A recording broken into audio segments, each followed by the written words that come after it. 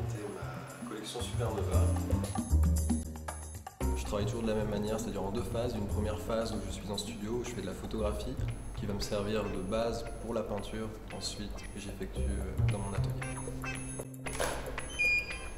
Grâce à la photographie, où je vais donc travailler sur les ombres et les lumières d'une façon finalement plus facile que sur un carnet de croquis.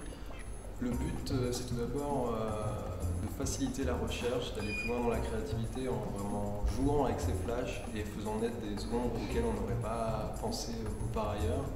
Ça me permet aussi de partir d'un modèle réel, d'un modèle concret, pour être vraiment plus précis et avoir une finition bien plus proche de la réalité pour l'étoile auquel j'arrive à la fin.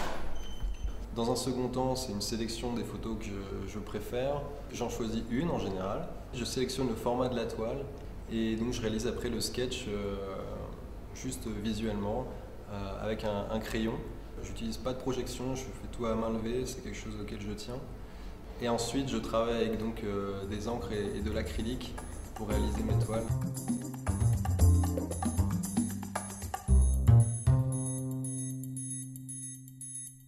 La collection Supernova est née finalement d'une comparaison entre l'univers de la photographie et de la peinture.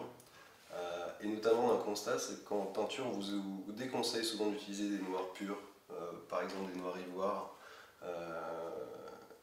qui apportent souvent un côté terne aux peintures. Or, en photographie, on apprécie le noir et blanc avec des fonds très unis, etc. J'ai essayé de mêler ces deux univers au sein de cette collection, et donc d'utiliser des fonds les plus noirs possibles pour faire ressortir le portrait avec ces couleurs très puissantes au final.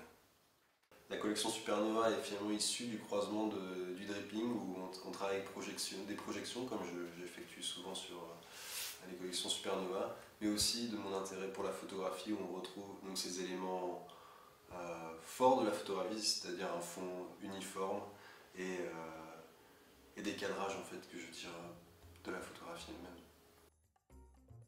Là, je vous sors un vieux tableau que j'avais dans mes archives. C'est des tableaux que je faisais il y a 3-4 ans, donc c'est du dripping. Et je pense que tout est parti de là.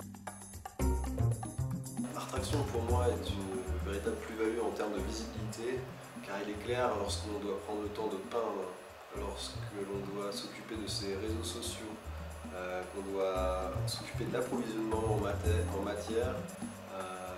Il est parfois difficile de trouver du temps avec notre vie de famille, etc. pour organiser des expositions, pour être visible.